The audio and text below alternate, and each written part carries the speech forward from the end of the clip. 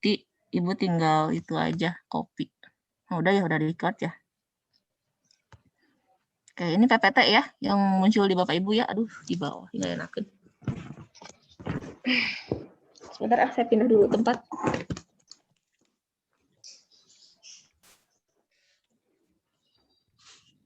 Bawa dulu bantal. Iya benar. Bu Ratna, saya mah sampai beli meja iya, ini mah. Oh gitu. Meja pendek, meja Jepang gitu. ya. Jadi sambil selonjoran. Oh enaknya. Nyender kan bantal. Iya Aduh. gerak, iya cangkengnya kudu diganjal belakang. Wih, kami larian iya, iya meja Jepang. Oke, ya. Hari ini kita masuk ke dalam penelitian eksperimen dan uji hipotesis satu sampel. Yang pertama adalah definisi penelitian eksperimen dulu.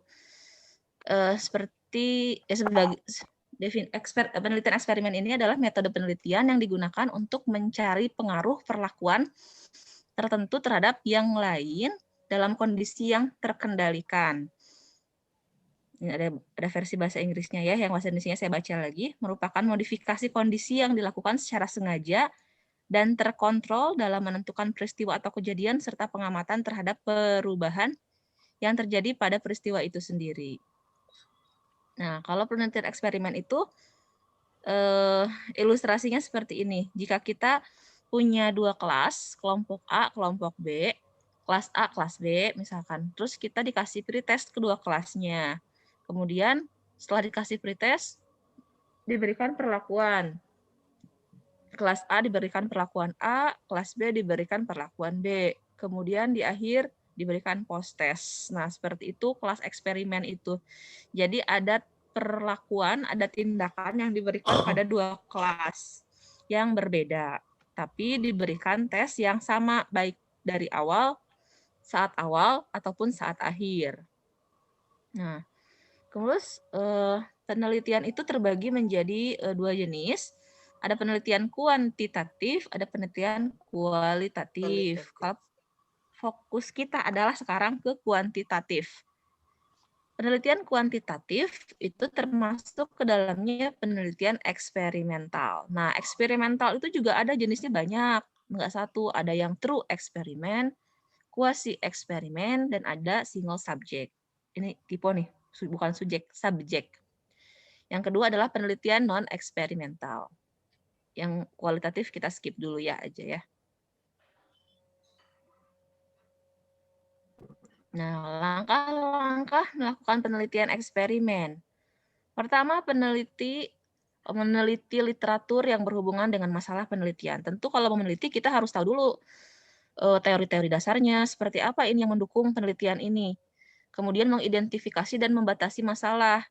Nah, kita harus bisa membatasi, jangan sampai mau mengkaji itu masih terpararuguh, semua digarap gitu, jangan. Kita harus membatasi dulu.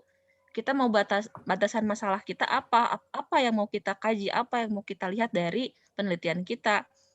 Apakah kemampuan tertentu, apakah melihat ketuntasan atau apa. Nah, itu harus kita batasi dari awal. Kemudian kita harus merumuskan hipotesis. Kalau kita sudah membatasi masalah, maka selanjutnya kita akan bisa merumuskan hipotesis atau dugaan sementara. Yang selanjutnya, menyusun rencana secara lengkap dan operasional, meliputi menentukan variabel bebas dan terikat, memilih desain yang digunakan, menentukan sampel, kemudian menyusun alat atau instrumen, membuat outline, menyusun prosedur pengumpulan data, dan sebagainya. Kemudian melaksanakan penelitian atau eksperimen, menyusun data untuk memudahkan pengolahan, menentukan taraf signifikansi yang akan digunakan, mengolah data dengan metode statistika, melakukan penafsiran, dan membuat kesimpulan. Secara garis besar mungkin Bapak Ibu pernah melakukan ini ya saat S1, kalau Bapak Ibu melakukan penelitiannya secara kuantitatif. Sebentar, pause dulu.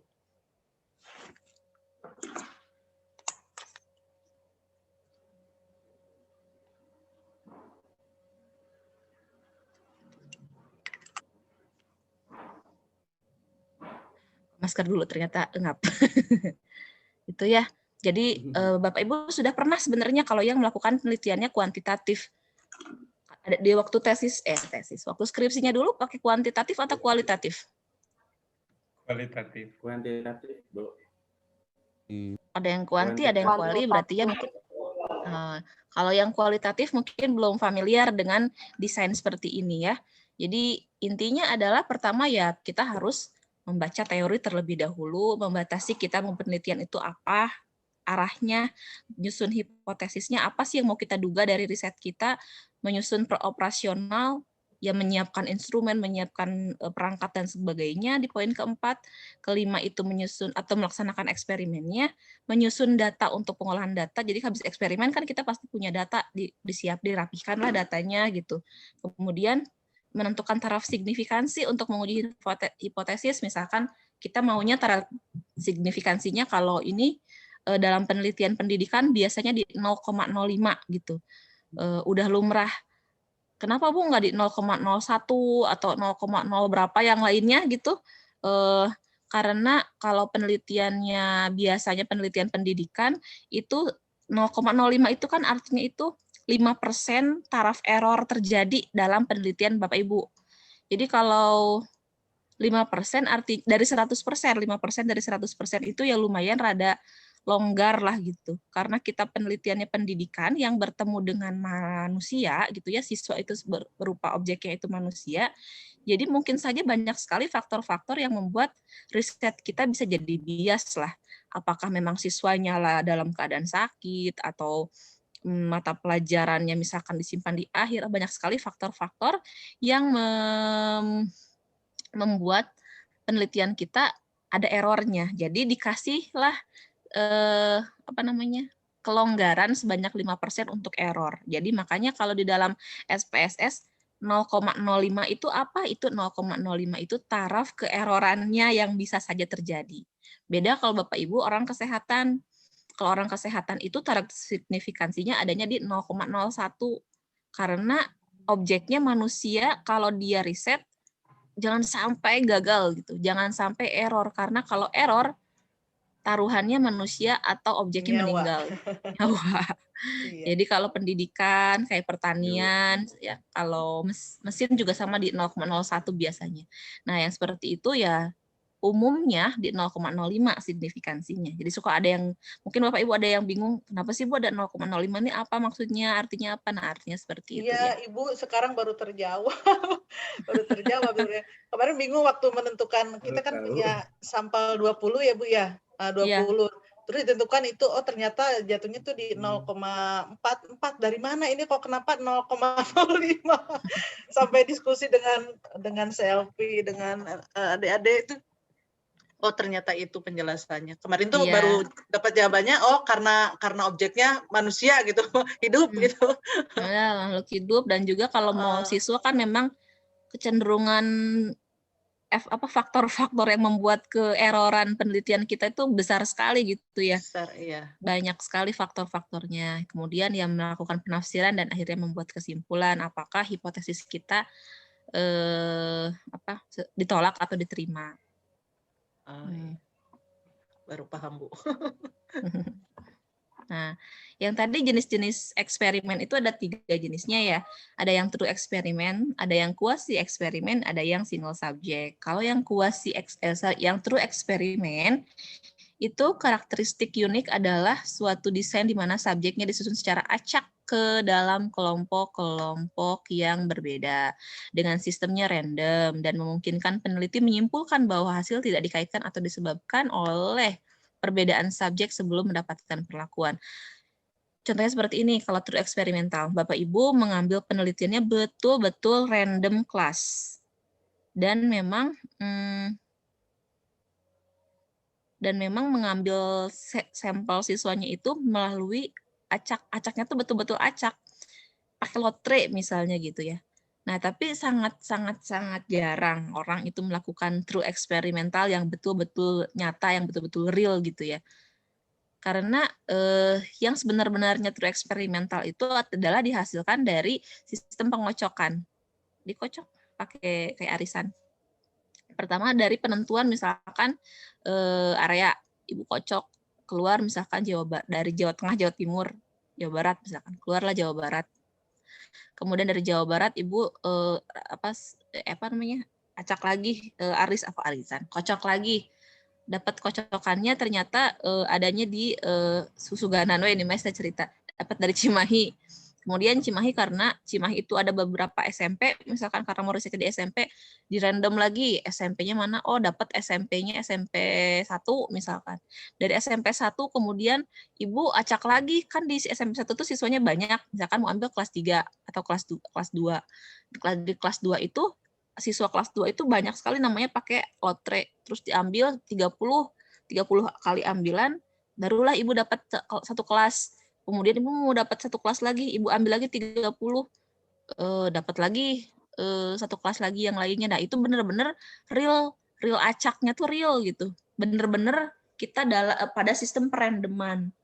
Nah, tapi kalau sekarang tuh udah canggih, ada juga ya, saya lupa, mahasiswa S1 tuh pinter, mau bikin kelompok secara acak, ada softwarenya gitu online, dimasukin nama-namanya, tinggal diklik acak, mau dipilih berapa orang, atau berapa kelompok, itu sudah langsung teracak secara otomatis.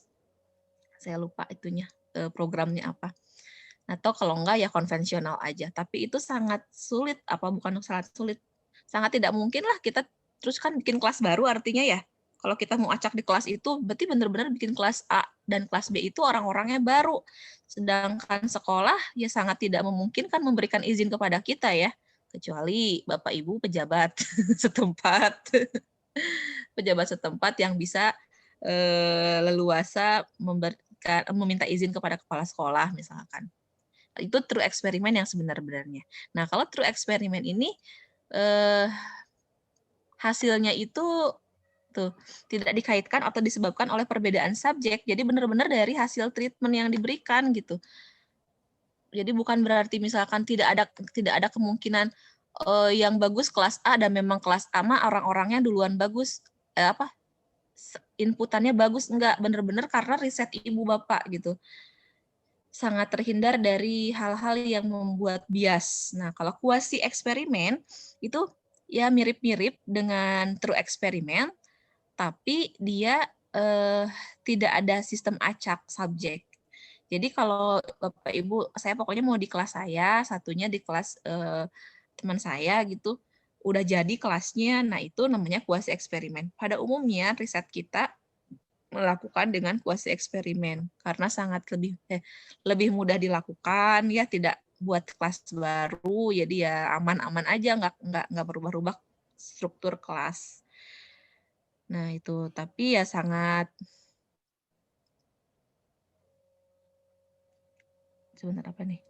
Situasi umum untuk mengimplementasikan penelitian kuasi eksperimental adalah dengan menggunakan beberapa kelas atau sekolah yang dapat diteliti untuk menentukan akibat dari suatu materi pembelajaran atau metode pengajaran. Nah, itu dia tadi. Jadi udah jadi kelasnya, sekolahnya udah ada, kita tinggal ambil sampel 2 kelas yang berbeda.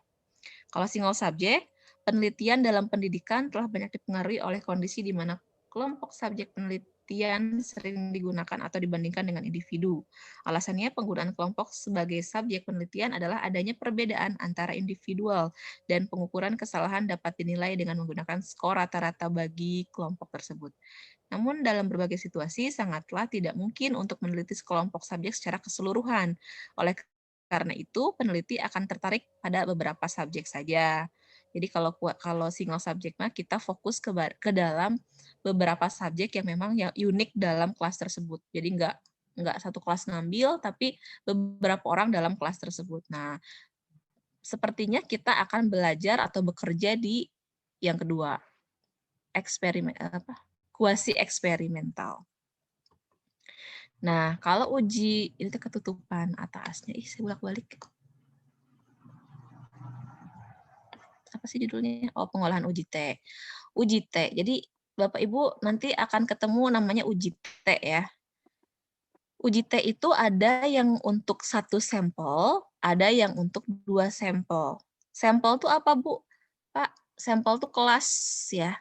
Jadi ada 2 kelas, ada yang 1 kelas saja. Nah, hari ini kita akan belajar hanya untuk 1 sampel. Harusnya sih sampai ke 2 sampel, tapi kita lihat apakah yang satu sampelnya selesai atau enggak. Kalau selesai berarti kita langsung ke 2 sampel. Tapi kalau enggak, ya kita fokus di 1 sampel saja. Nah,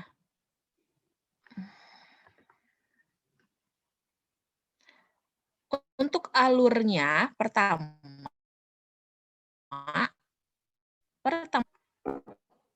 nggak enak nih tulis ininya diagramnya. Sebentar. Untuk pertama kali setiap uji itu dilakukan uji normalitas. Namanya uji normalitas. Kalau dia berdistribusi normal atau ya dia normal, maka dilanjutkan maka dia termasuk ke dalam statistika parametrik.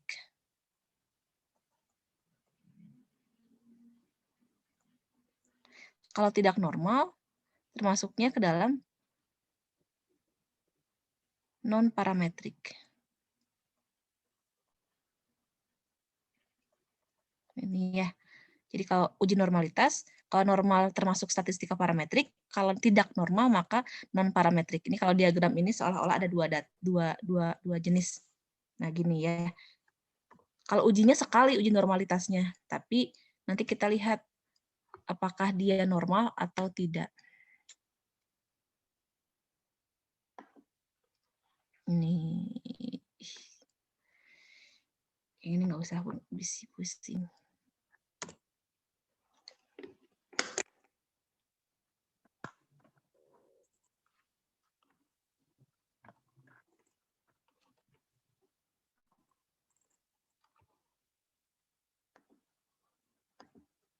Dia tolong direvisi ya, lupa.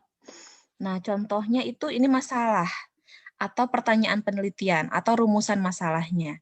Nah, pertama Bapak Ibu akan harus melihat dulu jenis pertanyaan penelitian atau jenis rumusan masalahnya.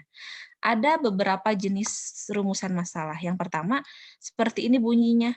Apakah rata-rata kemampuan menulis kelas 8 SMPN 1 tidak sama dengan 50?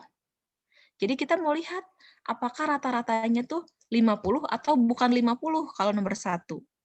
Kalau nomor 2, apakah rata-rata kemampuan menulis kelas 8 SMPN 1 paling kecil 50 atau bukan? Artinya dia mau tahu apakah paling kecil 50 atau bukan. Kalau yang ketiga, paling besarnya 50 atau bukan. Nah, ini tidak mungkin dalam satu kali uji kita ada tiga-tiganya. Tapi 3 jenis ini mungkin saja ada dalam rumusan masalah untuk uji satu sampel. Jadi kita pertama harus lihat dulu yang mana jenis pertanyaan penelitiannya.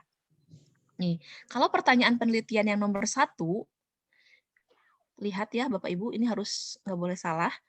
Nomor 1 ini tidak sama dengan 50. Kalau tidak sama, artinya apa artinya tidak sama, Teh? Di bawah 50. Bukan. Sama dengan 50. Bukan 50 pokoknya. Tidak sama, iya, bukan. Artinya bukan.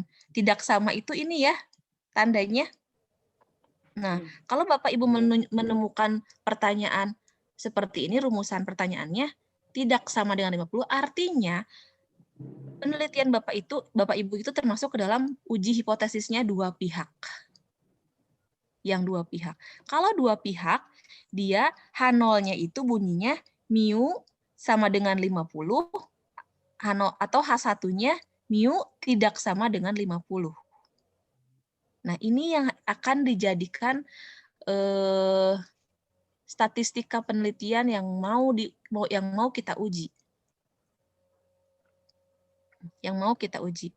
Apakah akan menerima H0 atau menolak H0? Gitu. Uji signifikansinya itu kalau signifikansinya lebih besar sama dengan 0,05, maka H0-nya diterima. Kita itu sekarang akan menghitung signifikansinya. Berapa sih signifikansi yang kita dapat dengan pengolahan SPSS? Kalau signifikansinya ini lebih besar dari 0,05, artinya H0 diterima. Artinya kalau H0 diterima, maka ini yang kita simpulkan. Apa Bu mu sama dengan 0 itu? Kita lihat lagi yang pertanyaan sebelumnya.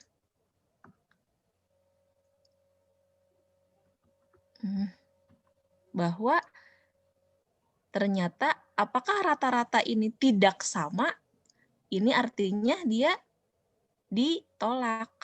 Harusnya sama dengan kalau H0-nya lebih besar dari 0,05.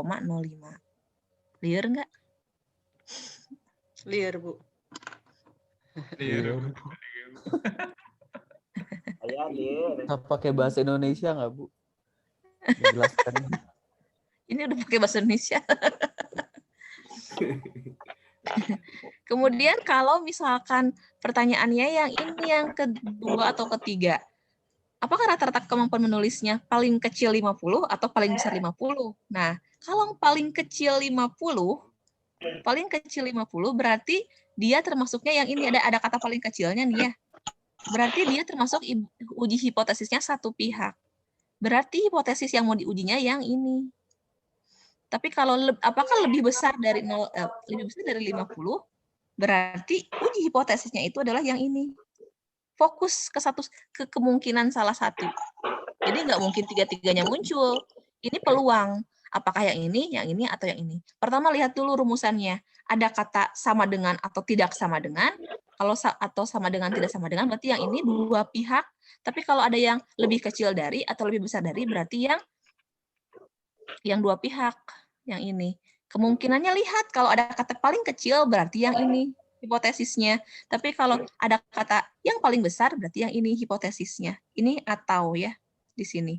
Tidak mungkin dua-duanya diambil. Ya, bisa yang kiri atau bisa yang kanan. Nah, sampai situ dulu aja lah. Sebentar. Kalau untuk uji hipotesis dua pihak, ini sama ya untuk ini juga.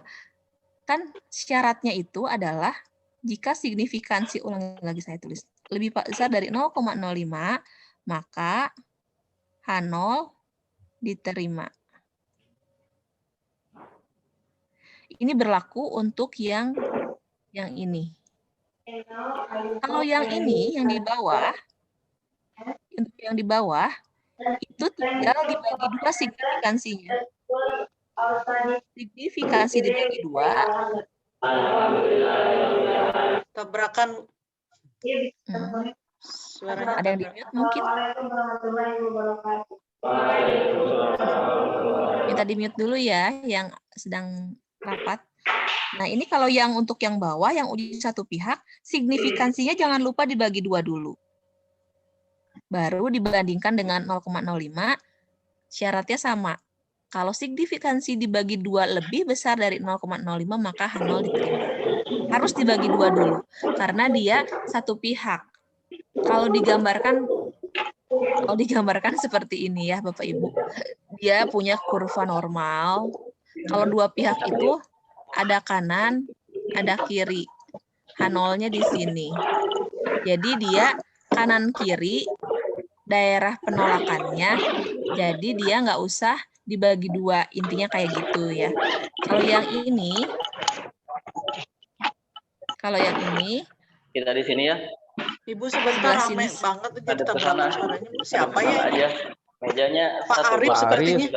Pak Arif ini. Pak Arif. Kayaknya nggak sadar Pak Arif itu. Jadi mungkin sama host bisa di-mute kan? Baik, di-mute, Neng. Ya. Jadi kalau yang uji satu pihak untuk yang kiri itu H0-nya di sini. Ini penerimaan H0-nya, yang sebelah kirinya itu penolakan. Kan hanya ada satu pihak ya, pihak kiri atau pihak kanan, enggak dua-duanya. Berarti makanya ini menjadi, kalau yang sebelah kanan yang ini harus dibagi dua dulu.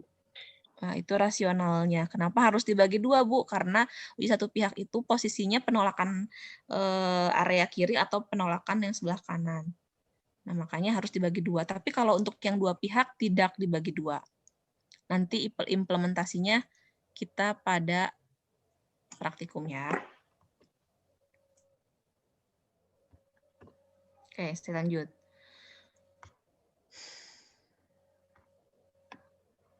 Uji hipotesis. Pengujian hipotesis itu suatu prosedur untuk mengambil keputusan tentang hipotesis tertentu. Prosedur dari uji hipotesis berdasarkan pada informasi yang dibuat di dalam sampel acak dari populasi yang diteliti. Jika informasi yang diperoleh konsisten dengan hipotesis, maka disimpulkan hipotesis tersebut benar. Jika informasi yang diperoleh tidak konsisten dengan hipotesis, maka dapat dinyatakan bahwa hipotesis tersebut salah. Prosedur uji hipotesis. Yang pertama, harus menentukan parameter yang menjadi pusat berdasarkan permasalahan. Yang kedua, nyatakan hipotesis 0, H0. Apa yang mau diuji? Nyatakan hipotesis alternatif yang diinginkan untuk H1. Tentukan taraf alfanya berapa. Tentukan statistika uji yang sesuainya. Tentukan daerah penolakannya. Berdasarkan sampel, hitunglah informasi yang dibutuhkan di dalam statistik. Kemudian, keputusannya menolak H0 atau seperti apa. Pusing ya. Pertama, kita punya data. Ya, seperti yang tadi. Data itu apakah normal atau tidak.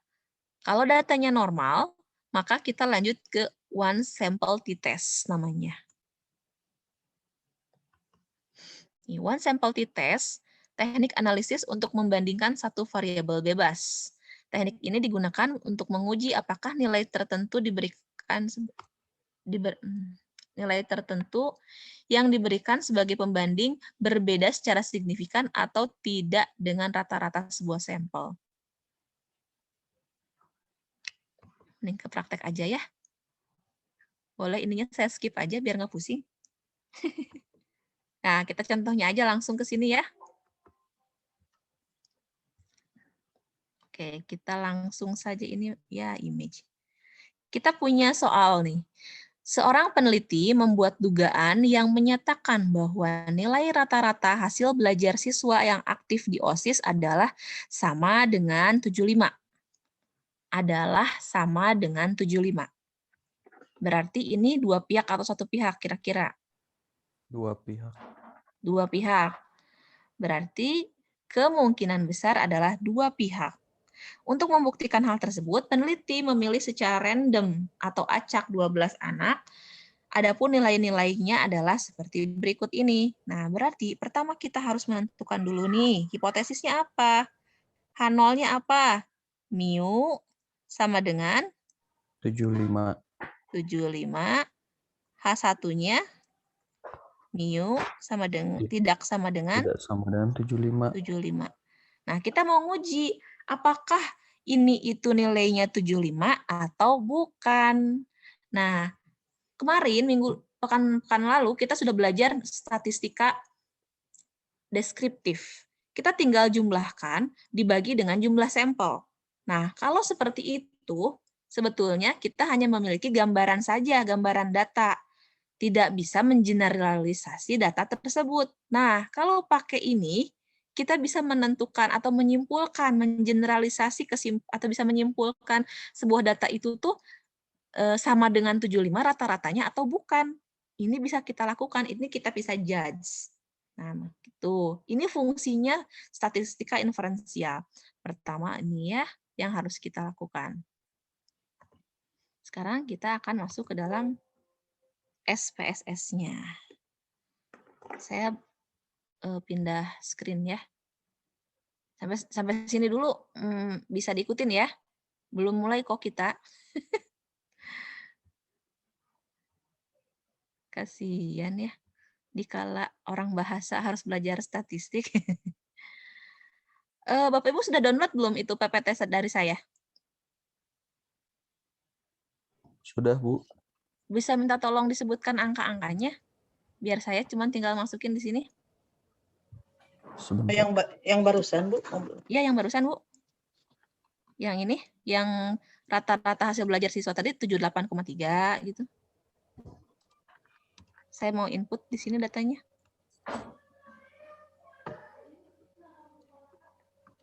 Susah. Kalau nggak saya aja buka dua layar.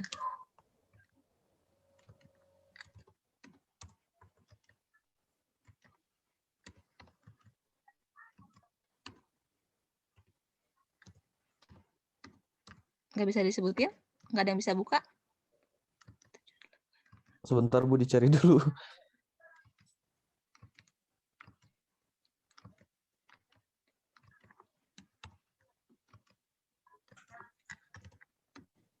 Ini Itu Bu yang foto itu. 78,3. Foto. Iya, itu 78,3. Saya udah sampai data Nomor ke-7. 7. 83,5. Sok, dari data ke-7. 73,5. Sebentar. Salah. 73,5. 73,5. Terus 8. 83,5. 83,5. Ya, terus 78,5. 78,5. Terus 73,7. 73,7. Ya. 81,5. 81,5. 77 terakhir. 77. Ya. Oke, nah ini kita sudah punya data seperti ini. Ini yang keluar di layar Bapak Ibu yang SPSS ya. Ya, Bu. Ya. Nah, kemudian ini tabel kita belum punya nama nih, baru var doang tulisannya. Sekarang kita mau kasih nama dulu. Pertama, ini pindah ke yang variabel di bawah. Kita ganti namanya dengan hasil. Hasil tes lah gitu ya. Tipenya nunggu. Maunya 2 saja. Mau 2, mau 1 boleh. Ininya hasil belajar gitu boleh. Hasil belajar. Yang lainnya boleh sama saja. Berapa? Tuh, ada yang lagi belanja. Kita pindah ke data view. Ini sudah ada. Jadi begini ya bentuknya. Hasil. Nah. Sudah sampai sini bisa diikuti? Bisa ya. Nah, sekarang kita harus uji apa dulu pertama kali itu? Kita harus menguji apakah data ini normal atau tidak. Pertama, untuk uji normalitas, pilih Analyze, Descriptive Statistic, dan Explore. Kita masukkan hasil belajar ke Dependent List. Ya. Sudah? Pada bisa dibuka? Sebentar. Enaknya teman-teman sambil karena ini direkam ya, lupa saya. Jadi bisa sambil nanti diulangi lagi ya. Kemudian Sekarang kita nyimak dulu. Oke, kita Nanti pilih aja plot. prakteknya, Bu. Kita pilih plot, kemudian kita pilih yang normality test. Kemudian continue.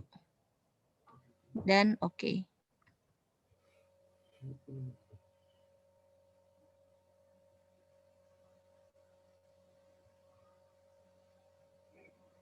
Yang keluar di Bapak Ibu yang mana? Belum ada yang keluar. Belum ada yang keluar. Sebentar, soalnya itu screen yang berbeda. Outputannya berbeda. Nah, ini keluarannya. Kita bisa lihat di sini Bapak Ibu. Nah, test of normality. Test of normality ya. Test of normality ini bisa di-copy ya. Di blok, kemudian di-copy. Saya misalkan mau pindahkan ke Word gitu. Karena nanti kalau uji praktek, Bapak Ibu praktek copyin di Word. Nah, ini tinggal paste aja pindah ke sini. Ini tampilan Word yang kelihatan dari Bapak Ibu? Atau yang output tadi? Belum, Bu, masih SPSS. Oh. Ulang. Nih, saya buka Word, kemudian tinggal copy paste di sini. Ini bisa langsung di copy paste tabelnya. Nah, ini kita bisa interpretasi. Yang mana yang kita lihat dari tabel ini sebentar.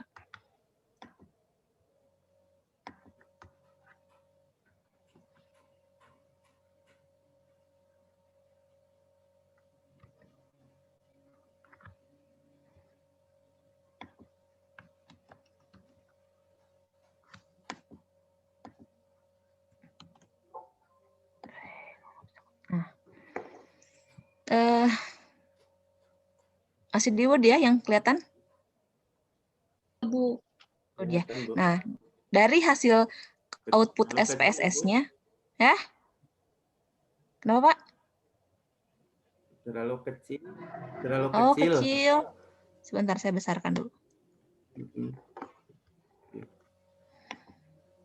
Ketika praktek ini harus double perangkat, memang sangat ripuh. Kelihatan nggak Pak? Udah jelas, Ya. Bu. Udah, Bu. Udah, Bu, jelas, Ya, Bu. ya. Jadi tadi sempat lihat yang output SPSS-nya nggak? Iya, ada. Sempat. Bentar. Jadi kalau udah tadi ngolah, masukin itu SPSS yang analyze, explore, kemudian descriptive statistik, itu nanti akan keluar output seperti ini bentuknya ya. Tuh, ini beda layar dengan yang inputan. Nah, ini outputnya. Nah, ini output tuh banyak keluarannya. Kita ambil fokus ke yang tabel ini, test of normality. Ini kita tinggal blok, copy, kemudian kita pastekan ke di Word aja gitu di sini. Nah, ini copy paste di sini keluar tabelnya. Nah, sekarang kita interpretasi dari hasil tes normalitas ini. Kita lihat di sini tes normalitas yang harus kita fokuskan adalah pada bagian signifikansinya. Nah, kita lihat signifikansinya bernilai 0. Ini di sini tuh ada nolnya ya. Walaupun ada koma itu nggak ada 0 depannya, harus ada, itu dibacanya 0,368. 0,368 ini kita lihat ini hipotesis untuk normalitas.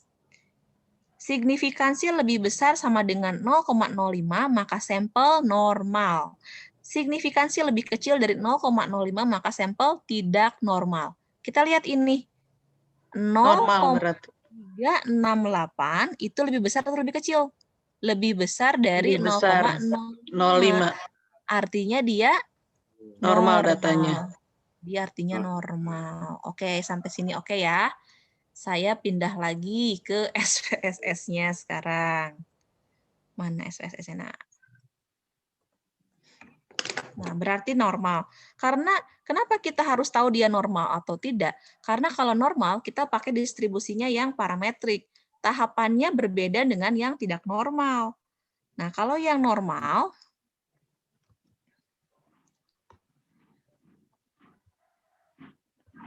pertama kita ke analyze, compare mean, pilih one sample t-test. Ya. Karena data kita berdistribusi normal, maka kita lanjutkan ke uji T. One sample t-test. Kemudian kita blok, kita masukkan ininya ke test variable, kita masukkan test value-nya. Tadi kita mau punya standar berapa nilainya di hipotesis? 75 ya? 75, Bu. Iya. Hah? 75. 75. Kita masukkan angka 75 di sini. Ya. Kemudian kita oke. Nah, ini keluar hasil masih muter. Keluar hasil one sample t-test-nya. Saya copy lagi ya. Saya copy lagi biar nggak pusing. Saya copy lagi, saya pindah ke Word yang saya tadi.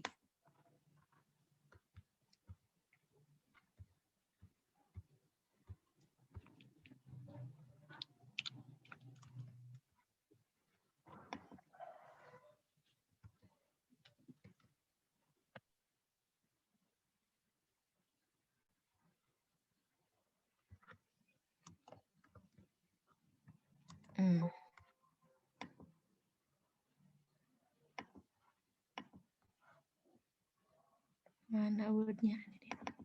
Nah, begini.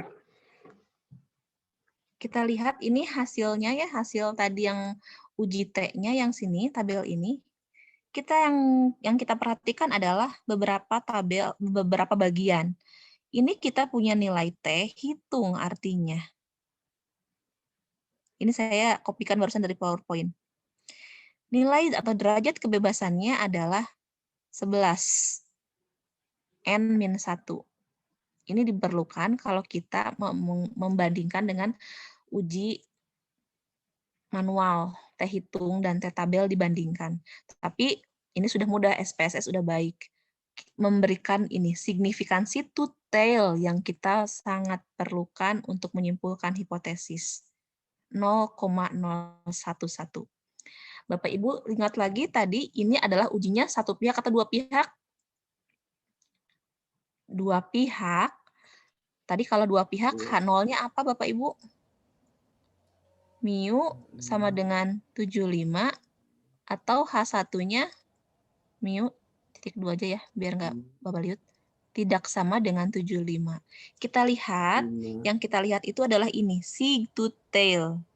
Karena dia to tail, dia tidak dibagi dua signifikansi yang ininya. Tidak bisa dibagi dua. Kita lihat ini signifikansinya ada berapa? Ada pada apa?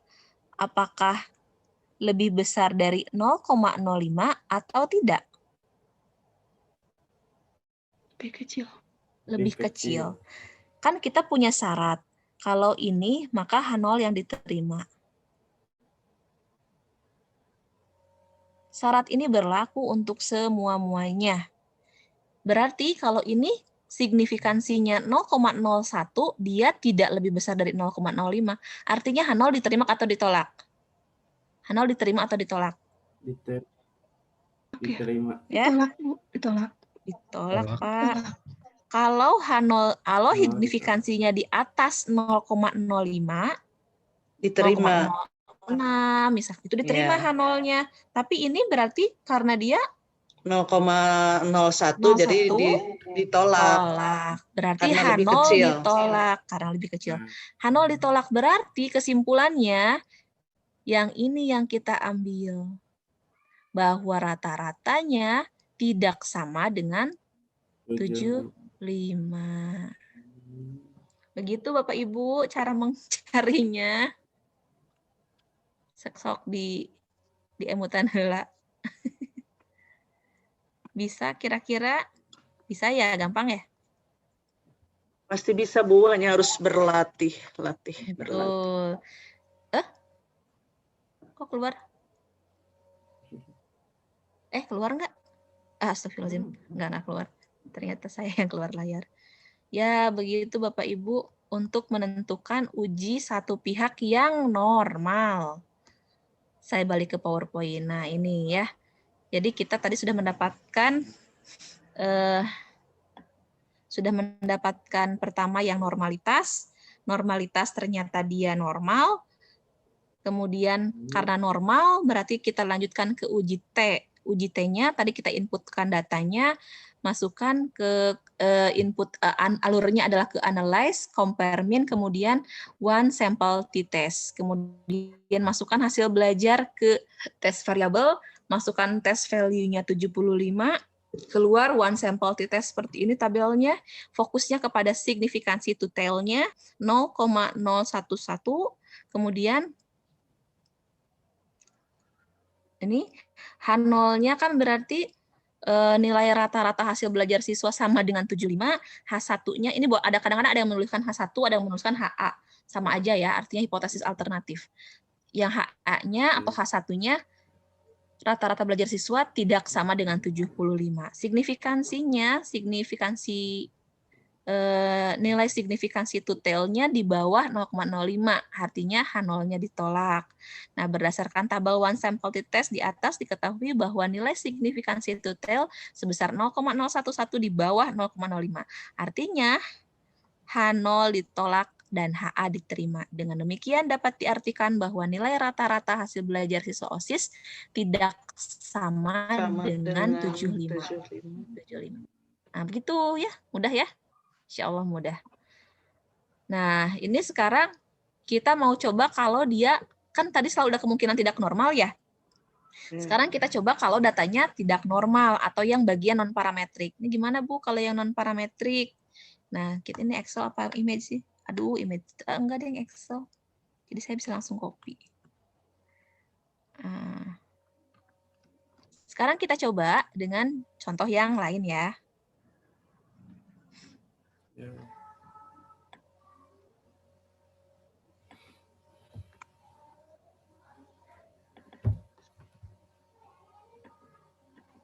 Saya mau buka file baru saja. Kelihatan ini file barunya? Kelihatan, Bu. Oh, lemon di Itu kopi. masih SPSS yang tadi, Bu. Oh, masih sesuai yang tadi. Tadi. Iya. Ribet. Ribet ya, Tapi Bu. lemon. Lemon di Mhm. kopi. Harusnya bisa. Ya, ribet perangkatnya aja sih, bolak-balik. Iya. Nggak mau di copy. Bisa dibacain lagi nggak? Bantuin bacain lagi. Lagi, Oke, Bu. siap. Ya, boleh. Tolong dong dibacain lagi. Yang mana? Berapa Pak datanya? Kalau nggak saya bawa Nomor 1 satu-satu. 90, Ya, 2 90, terus 3 25, ya lanjut aja Pak. 45, 80, 30, 30, 57, 68, 76, 80, 90, 80, 15, 60, 90, 55, 70, 10, 15. Oke. Seperti biasa, kita harus kasih nama dulu ini dengan apapun ya, sesuai dengan apa yang kita perlukan. Measure-nya biar scale aja, desimalnya mau 2, mau 0, boleh ya, karena tadi kita nggak punya desimal. Begini. Pertama kita ingat apa dulu Bapak Ibu yang diuji? Normalitasnya dulu. Seperti biasa, kita masukkan ininya ke sini, kita pilih plot seperti tadi, dan kita centang normality-nya dan continue. Kemudian oke. Ini pasti tidak keluar lagi. Saya pilih yang output-nya. Nah,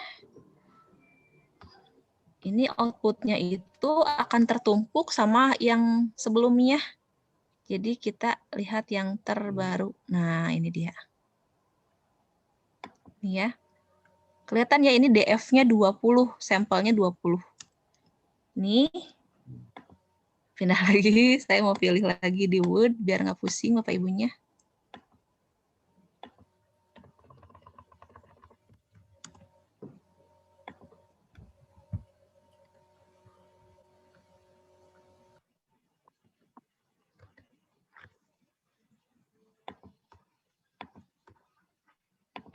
Nah, ini ya. Tapi kayaknya harus saya copy dulu yang atasnya biar nggak pusing juga.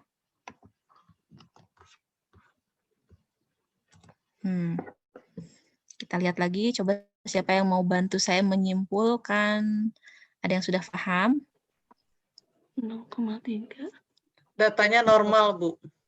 0,03. Ini ingat, 0,03. Tidak normal karena lebih Tidak kecil normal. dari 0,05. Kita lihat betul ya. Jadi dilihat signifikansinya. Kalau ini berarti adanya segolongan yang ini ya, termasuk ke yang ini. Di bawah 0,05 artinya dia tidak berdistribusi normal. Jadi kalau dia tidak berdistribusi normal, tidak sama dengan yang awal. Kalau yang awal kan uji T lanjutannya ya. Kalau yang ini bukan uji T, uji yang lain kalau tidak normal. Jadi kalau SPSS itu tergantung data awalnya, apakah dia berdistribusi normal atau tidak. Kalau ternyata tidak berdistribusi normal, berarti alurnya yang lain. Nah, sekarang saya ke SPSS lagi. SPSS-nya mana ya?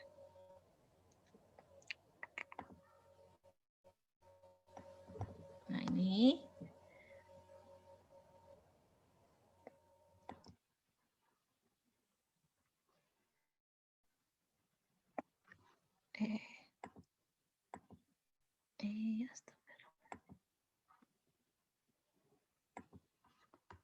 Analyze.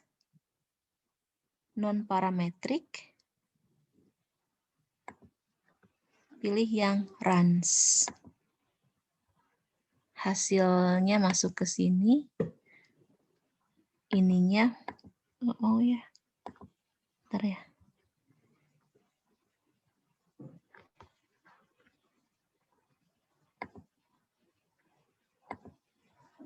Medianya udah dicentang sama saya, tapi kok nggak hidup ya ininya?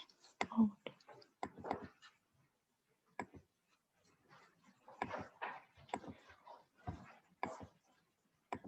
Kok nggak mau ya, ulang lagi reset dulu.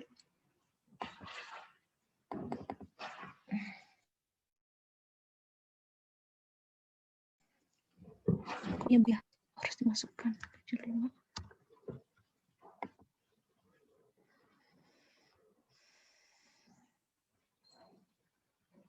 Outputnya kelihatan nggak? Nggak ya? Aduh, bolak-balik.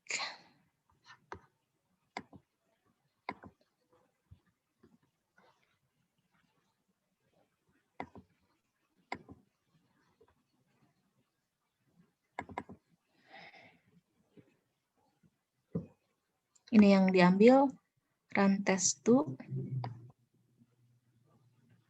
ya, dari outputannya. Saya stop screen lagi ya, maaf bolak-balik. Saya pindahkan ke Word.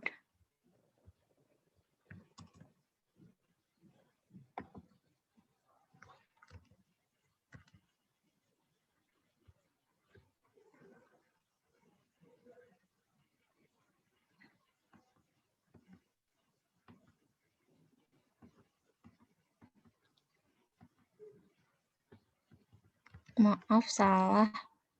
Maaf, salah ya. Tadi kan angka yang baru, bukan 75 ya, 57.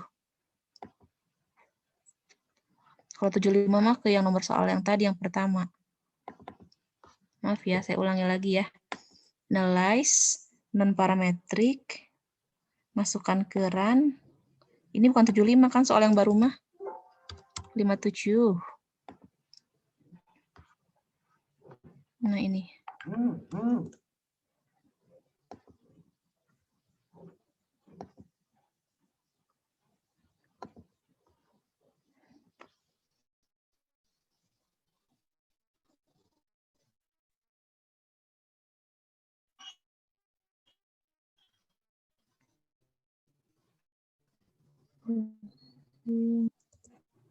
Ini ya. Nah ini. Kemudian yang harus kita perhatikan adalah two tail apa one tail?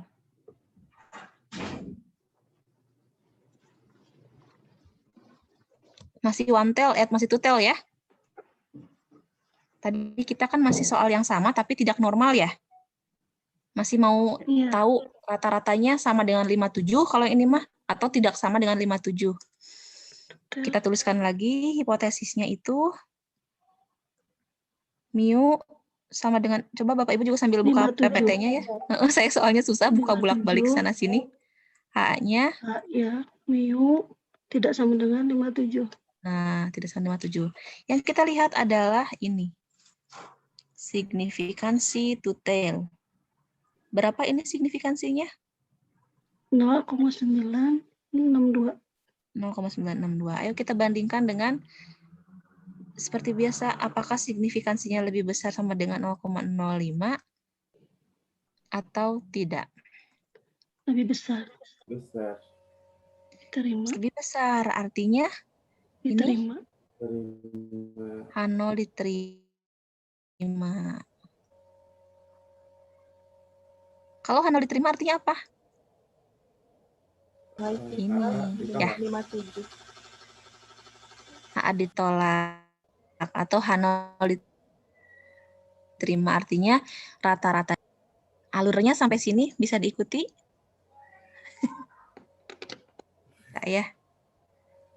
Saya agak susah karena perangkatnya sana sini. Mohon maaf bolak-balik. Karena nggak bisa pindah, ternyata tiba-tiba pindah, tidak bisa juga ya. Nih, kita ulangi lagi review dari sini. Pertama, uji normalitasnya. Seperti biasa, masukkan ke explore, dependent list, dan keluar hasilnya. Dan centang juga normalitinya dan continue. Hasilnya seperti ini.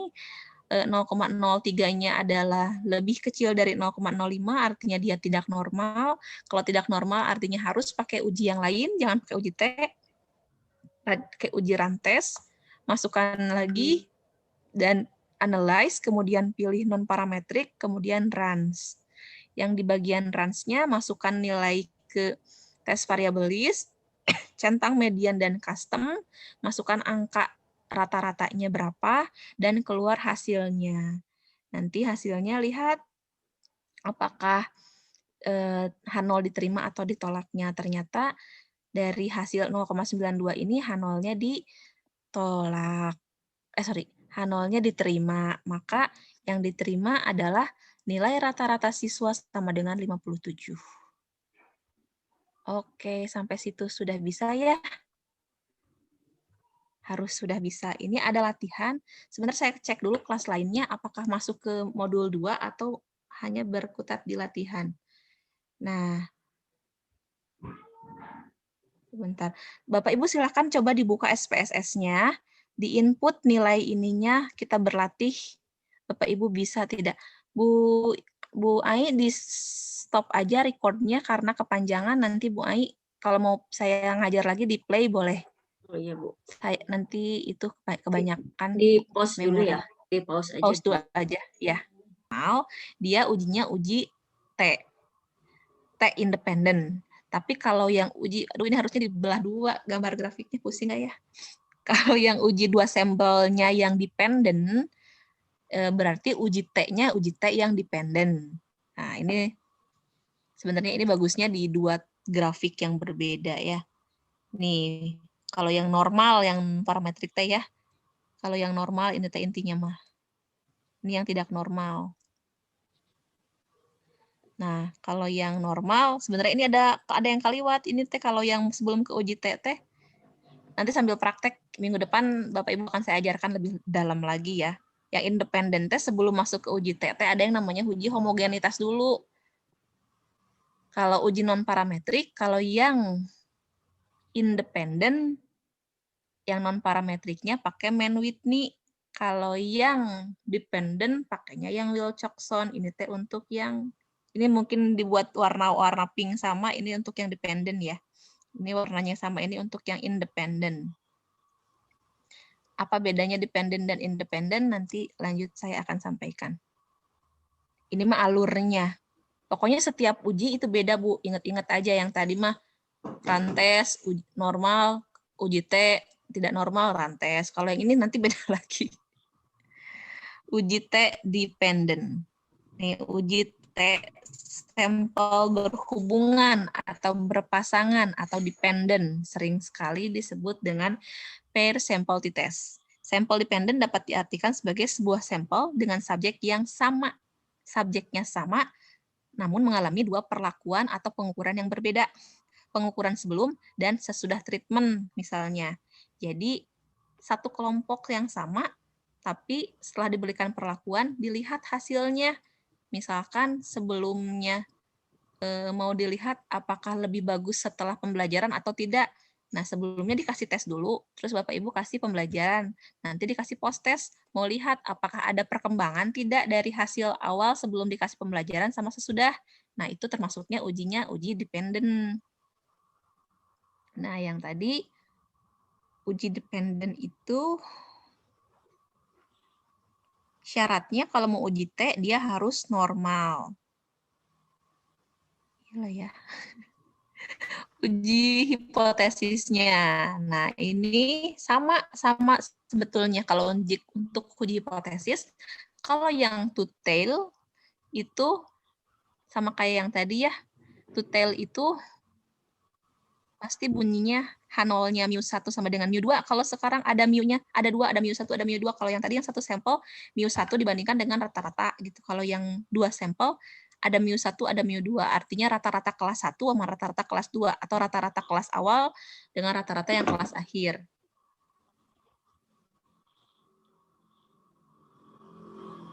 Teori ya, PPT. Oh, ternyata yang matematik juga sama kayak kita. Sama-sama. Pencapaiannya sama semua kelas berarti alhamdulillah. Kita hanya teori aja di sini ya. Kemudian untuk HA-nya atau hipotesis alternatifnya, mu1 tidak sama dengan mu2 untuk two tail. Ingat, kalau ada kata depannya itu sama atau enggak sama di rumusan masalahnya. Kalau yang one tail, kalau yang tadi makan apa? Lebih H0-nya sama dengan HA-nya lebih besar atau lebih kecil ya. Kalau di dua sampel mah H0-nya begini bentuknya. HA-nya begini. H0-nya mu1 kurang dari sama dengan mu2, HA-nya mu1 lebih besar dari mu2. Kalau ini mah sudah kepastian, sudah ketentuan, jadi Bapak Ibu ikuti saja bunyi-bunyi bentuk-bentuk hipotesisnya ya. Akan lebih jelas ketika nanti sudah praktek. Tadi juga saya waktu ngejelasin teori, Bapak Ibu kan pada bingung ya, tapi udah masuk praktek mah ada pencerahan ya, nanti dijelaskan lebih lanjut. Ini sama saja. Jadi kalau ada uji pihak kanan, ada uji pihak kiri, itu sama-sama one tail intinya mah. Nah, ini contohnya, tapi saya tidak akan dulu masuk ke contoh, Bapak Ibu bisa pusing ya. Intinya mah yang dua tail mah tuh lihat ada yang pretest, ada yang post-testnya.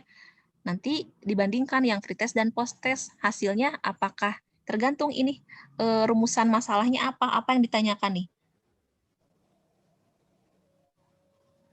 Apakah ada pengaruh ini mah gitu ya? Apakah ada pengaruh terhadap prestasi? Kira-kira kalau ada pengaruh terhadap prestasi itu ujinya one tail atau two tail? Tail. Betul. Tail. Two tail. Kita lihat nih.